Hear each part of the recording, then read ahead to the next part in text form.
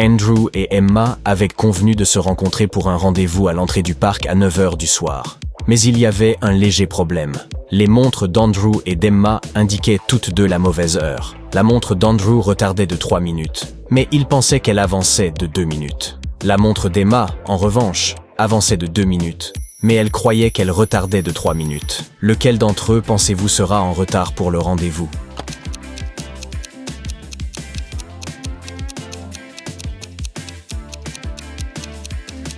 Andrew aura 5 minutes de retard, et Emma aura 5 minutes d'avance. Gemma assistait à une fête costumée sur le thème de la technologie. Lorsqu'elle est arrivée sur les lieux, elle a vu 3 personnes en train de discuter près du buffet de boissons, toutes vêtues de costumes de robots. Cependant, elle a remarqué que l'un d'eux était un vrai robot. Pouvez-vous dire qui?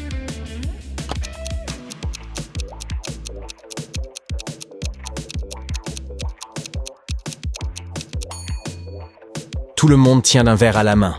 Mais regardez le deuxième gars. Son verre est vide, mais il fait quand même semblant de boire quelque chose dedans. Les robots et les liquides ne font pas bon ménage. Donc, il doit être un véritable robot. Réalisant que Gemma l'avait remarqué, le robot l'attira immédiatement dans un coin de la pièce et dit « Maintenant que tu connais ma véritable identité, je dois effacer ta mémoire. Mais si tu peux résoudre mon énigme correctement, je te laisserai partir. J'ai des clés, mais n'ouvre aucune serrure. J'ai de l'espace, mais pas de pièces. Tu peux entrer, mais tu ne peux pas aller à l'intérieur. Qui suis-je ? »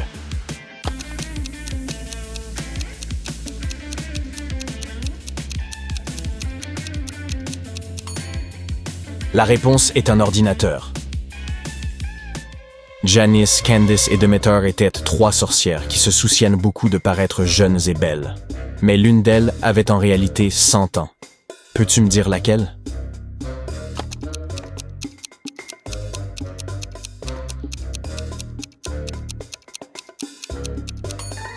La première sorcière, Candice, qui prend un selfie, ressemble à une vieille femme sur l'écran de son téléphone, mais ce n'est qu'un filtre de réseau social. Quant à la deuxième sorcière, Janice, l'ombre effrayante ressemblant à une vieille femme à l'arrière, n'est pas son ombre. C'est un esprit maléfique qui la hante. Mais regardez le miroir que tient la troisième sorcière, Demeter. Il reflète ce qu'elle ne veut pas que les autres voient, alias son vrai visage. Donc, c'est elle, la vieille dame ici. Lloyd est allé au magasin de costumes pour acheter quelque chose à porter pour Halloween. Une fois qu'il a sélectionné un costume pour lui-même, il s'est dirigé vers les cabines d'essayage pour l'essayer. Mais toutes les 3 étaient occupées. Quelques minutes plus tard, 3 clients différents en costume en sont sortis. Le premier portait un costume de vampire, le second portait un costume de loup-garou, et le troisième portait un costume de zombie. Mais Lloyd a immédiatement réalisé que l'un d'eux était en fait un vrai monstre. Pouvez-vous dire lequel?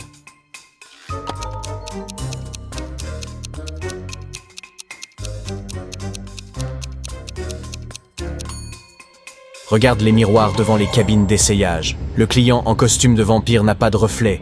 Cela ne peut signifier qu'une seule chose, c'est un vrai vampire. Sir Ridley Stormreader était un chevalier en quête de son véritable amour. Il voyagea jusqu'au royaume de Veridonia après avoir entendu des rumeurs selon lesquelles il y avait un miroir magique là-bas, qui révélait l'emplacement de l'objet de leur désir à ceux qui y regardaient. Mais il y avait un hic. Il ne te le dévoilerait que si tu connaissais la réponse à l'énigme gravée dessus. Je cours souvent, mais je ne me fatigue jamais. Que suis-je? Peux-tu aider Sir Ridley Stormreader à trouver l'amour?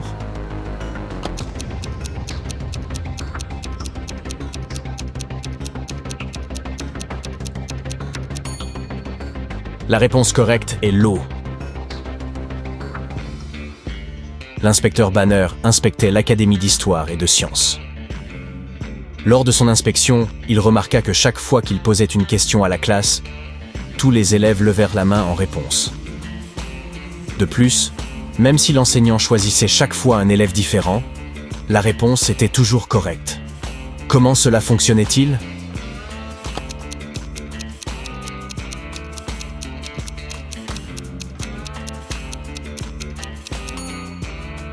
L'enseignant avait convenu à l'avance avec les élèves qu'ils seraient invités à répondre, qu'ils connaissent la réponse ou non. Mais ceux qui connaissèrent la réponse devèrent lever la main droite, et ceux qui ne la connaissèrent pas devèrent lever la main gauche. L'enseignant choisissait un élève différent à chaque fois, mais toujours celui qui levait la main droite. Amy avait un dernier test à passer avant d'obtenir son diplôme. Son professeur a posé une seule question pendant l'examen, qui était la suivante. Vous avez 2 mèches de bougies. Chaque mèche, allumée à partir de son extrémité, brûle complètement en exactement 1 heure. Mais elle brûle à un rythme irrégulier. Comment pouvez-vous utiliser ces mèches et un briquet pour mesurer 45 minutes? Pouvez-vous aider Amy à obtenir son diplôme?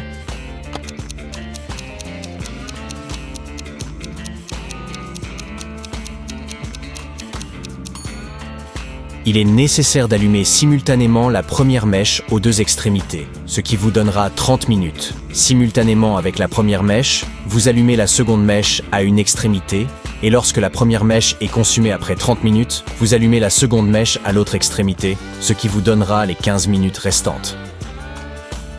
Le meilleur ami de Leila était son chien nommé Gamji. Une nuit, après avoir aperçu une étoile filante dans le ciel, elle souhaita que Gamji puisse lui parler.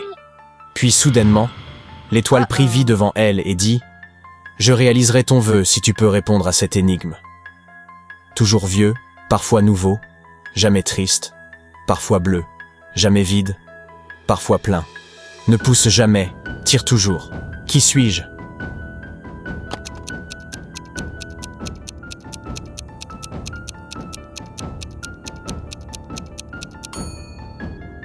La réponse est la lune. À la surprise de Leila, son chien a vraiment commencé à parler. La première chose qu'il a dite a été « Oh, ce jeu de devinette est tellement amusant, je veux y jouer moi aussi. Alors, voici ma devinette pour toi. Qu'est-ce qui se trouve toujours par terre mais ne se salit jamais ?»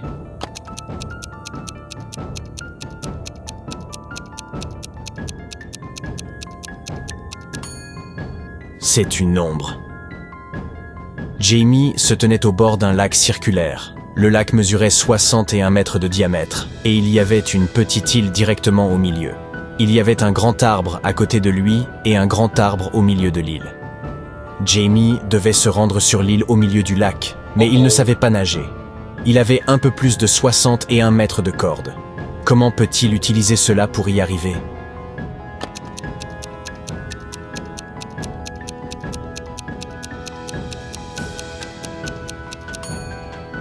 D'abord, Jamie doit attacher une extrémité de la corde à l'arbre à côté de lui. Ensuite, tout en tenant l'autre extrémité de la corde, il doit faire le tour du lac. Cela enroulera la corde autour de l'arbre au centre. Lorsqu'il revient à son point de départ, il doit attacher l'extrémité de la corde qu'il tient à nouveau au grand arbre. Il peut maintenant utiliser ce pont de corde pour se tenir et traverser le lac jusqu'à l'île. Cédric était un scientifique brillant. Un jour, un petit portail apparut soudainement dans son laboratoire, et un petit appareil avec une lettre attachée tomba sur sa tête juste avant que le portail ne se referme. La lettre disait « De Cédric du futur à Cédric du passé, une de mes expériences a accidentellement causé le chaos sur Terre. C'est pourquoi je dois vous empêcher de mener cette expérience en premier lieu. Vous trouverez les détails à l'intérieur de la boîte, mais vous pouvez seulement l'ouvrir si vous connaissez la réponse à cette énigme. Qu'est-ce qui se produit 1 fois par minute, 2 fois dans un instant, et jamais en 1000 ans? Pouvez-vous aider Cédric à sauver le monde de l'avenir?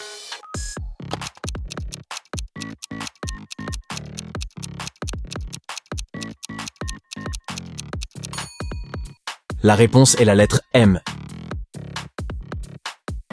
Les personnes qui visitaient la ville de Maplebrook se retrouvaient souvent intriguées par M. Perry.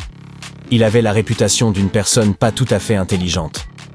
C'était parce que, lorsqu'on lui offrait le choix entre une pièce de 50 cents et un billet de 5 $, il choisissait toujours la pièce, bien qu'elle vaille 10 fois moins que le billet. Pouvez-vous dire pourquoi il ne choisissait jamais le billet?